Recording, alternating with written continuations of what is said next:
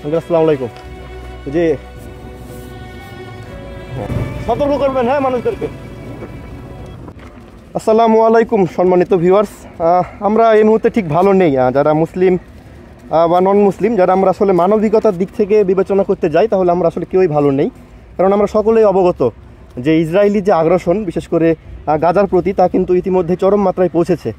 তো আমরা যারা সাধারণ মানুষ আছি তাদের কিন্তু আমাদের একজন মানুষ হিসেবে, একজন মুসলিম হিসেবে বেশ কিছু করণীয় আছে। অনেকেই বলবেন যে ভাই আমরা আসলে নিজ নিজ জায়গা থেকে কিভাবে প্রতিবাদ করতে পারি। তো সেই দৃষ্টিকোণ থেকে আজকের ভিডিওটি তৈরি করা। আমরা কিন্তু নিজেদের অজান্তেই অনেক ইসরায়েলি পণ্য ব্যবহার করছি এবং সেই যারা এই আগ্রাসন চালাচ্ছে, আমাদের মুসলিম ভাইদের উপর নির্যাতন করছে, তাদেরকেই কিন্তু আমরা আসলে হেল্প করছি। বাংলাদেশ সহ বিশ্বের অনেক মুসলিম দেশগুলোতেই কিন্তু আন্দোলন এখন চরম মাত্রায়, বিশেষ করে এই আগ্রাসন যেন কমে আসে। গাজার যারা সাধারণ শিক্ষার্থীরা আছে তাদের কর্মসূচিকে সকলেই আসলে আমরা সমর্থন জানাচ্ছি। কিন্তু দুঃখের বিষয়, আজকে একটি ফেসবুক পোস্ট দেখলাম যেখানে আমরা অনেকেই আন্দোলনে অংশগ্রহণ করছি এবং নিজেদের অজান্তেই এই আন্দোলনেও কিন্তু আমাদের নিজেদের কিছুটা তৃপ্তির আশায় এবং ক্লান্তি দূরের জন্য আমরা ইসরায়েলি পণ্য ব্যবহার করছি। বিশেষ করে তাদের পণ্য সামগ্রীর ভিতরে যেমন পানি, কোমল পানীয় ড্রিঙ্কস ইত্যাদি। তো আমাদেরকে কিন্তু এই বিষয়ে আসলে সজাগ হতে হবে, সতর্ক হতে হবে, যেন আমরা কোনোভাবেই তাদের পণ্যগুলো আসলে ব্যবহার না করে তাদের পণ্যগুলোকে আমরা আসলে বয়কট করতে পারি। এবং এই সতর্কতামূলক ভিডিও স্বরূপ আজকে আমি কিছু পোস্টার প্রিন্ট করেছি, কিছু গুরুত্বপূর্ণ জায়গায় আজকে আমি লাগাবো এবং কিছু মানুষকে আসলে এই বিষয়ে সতর্ক করব। এবং আমার যারা অডিয়েন্স আছেন তারাও এই বিষয়টা সম্পর্কে আসলে সজাগ হবেন এবং সতর্ক হবেন। তো শুরু করছি আজকের কর্মসূচি। আসলে এ থেকে অনেকে আমরা আসলে সচেতন হতে পারবো যে কোন পণ্যগুলো আমাদের বয়কট করা উচিত এবং আমাদের আসলে বিকল্প কোনগুলো। তো আজকে আমাদের কর্মসূচি আমরা শুরু করছি। কিছু গুরুত্বপূর্ণ জায়গায় আমরা এই পোস্টারটি লাগাবো। শুরুতেই আমরা আজকে একটি মডেল মসজিদের সামনে লাগাবো। এখানে অনেক মুসল্লি ভাইরা নিয়মিত নামাজ পড়তে আসবে। তো আমরা এখানে একটি শুরুতেই লাগাই দিলাম।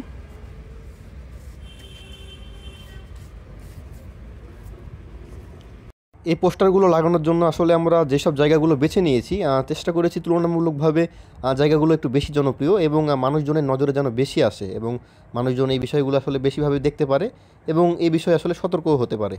আসলে সকলকে আমাদের এই বিষয়ে সতর্ক হতে হবে এবং নিজেদের অজান্তেই আমরা আসলে যে ভুলটি প্রতিনিয়ত করছি এ বিষয়ে সজাগ থেকে আমাদের ইসরায়েলি পণ্য, সকল ধরনের পণ্য আমাদের বয়কট করে বিকল্প পন্থা খুঁজতে হবে।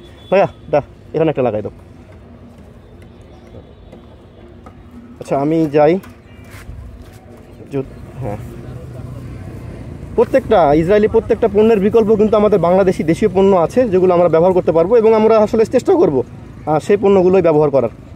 এমন কর্মকাণ্ড নিয়ে আসলে অনেকে প্রশ্ন তোলেন যে এই বয়কট করার বিষয়টি আসলে কতটা যুক্তিযুক্ত, কতটা প্রাসঙ্গিক, বিশেষ করে যখন এতটা ক্ষমতাধর শক্তিশালী রাষ্ট্রের বিরুদ্ধে আমরা অবস্থান নিচ্ছি। আসলে দেখেন, প্রত্যক্ষ পরোক্ষভাবে আসলে আমরা ইসরায়েলের বিপক্ষে অবস্থান করছি, কিন্তু আসলে অনেকেরই অজানা যে আমরা নিজেদের অজান্তেই আসলে তাদের পণ্যগুলো ব্যবহার করছি।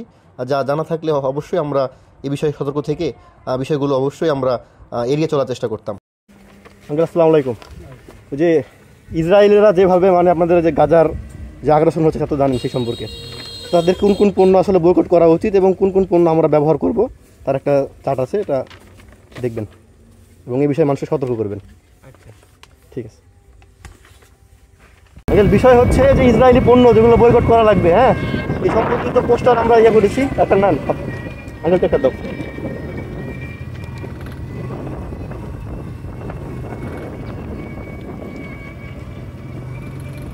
সতর্ক করবেন হ্যাঁ মানুষদেরকে। বিশ্বের সবচেয়ে আলোচিত ও বেদনাদায়ক মানবিক সংকটগুলোর মধ্যে গাজা উপত্যকার ধ্বংসযজ্ঞ অন্যতম। আজকের গাজার চিত্র মানবিক বিপর্যয়ের এক চূড়ান্ত নিদর্শন। দীর্ঘদিনের সহিংসতা, দমন, নিপীড়ন এবং ধারাবাহিক ইসরায়েলি হামলায় জর্জরিত ফিলিস্তিনের এই ক্ষুদ্র ভূখণ্ড এখন একদম ধ্বংসস্তূপে পরিণত।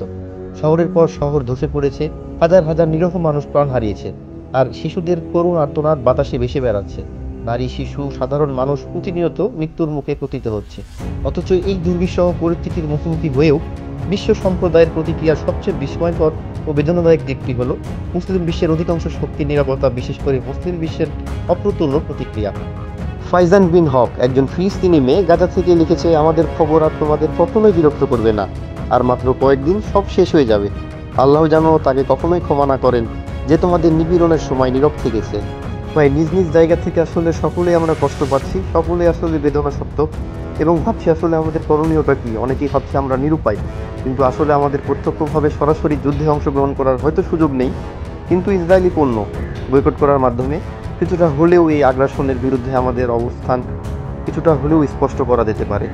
পরিশেষে তাদের উদ্দেশ্যে আমি বলতে চাই, যারা ফিলিস্তিনিদের, গাজাবাসীদের, এই অত্যাচারিত নির্যাতিত মানুষদের পাশে দাঁড়াতে চাচ্ছেন কিন্তু নিজ জায়গা থেকে আসলে ভাবছেন কী করণীয়, আমার কী করা যেতে পারে, অনেকটা নিরুপায়, তাদের জন্য বলছি ভাই, এই অত্যাচারী জালেমদের পণ্য বয়কট করার মাধ্যমে আসলে আমরা এই ফিলিস্তিনি গাজাবাসীদের কিছুটা হলেও পাশে দাঁড়ানোর চেষ্টা করি। এ থেকে হয়তো সরাসরি আমরা যুদ্ধে অংশগ্রহণ করার সুযোগ পাচ্ছি না, কিন্তু ওই জালেমদের বিরুদ্ধে অবস্থান করার মাধ্যমে কিছুটা হলেও আমরা এই নির্যাতিত ভাইদের পাশে দাঁড়ানোর সুযোগ পাচ্ছি। আসলে আমরা এই বিষয়ে সজাগ হই, সতর্ক হই এবং তাদের পণ্য বয়কট করার মাধ্যমে এই আন্দোলনে অংশগ্রহণ করি। অতি শীঘ্রই এই সংকট কেটে যাক এবং বিশ্ব শান্তি রক্ষা পাক, এই আশা ব্যক্ত করে আজকের মতো এখানেই বিদায় নিচ্ছি। দেখা হবে আবারও নতুন কোনো ভিডিওতে। আল্লাহ হাফেজ।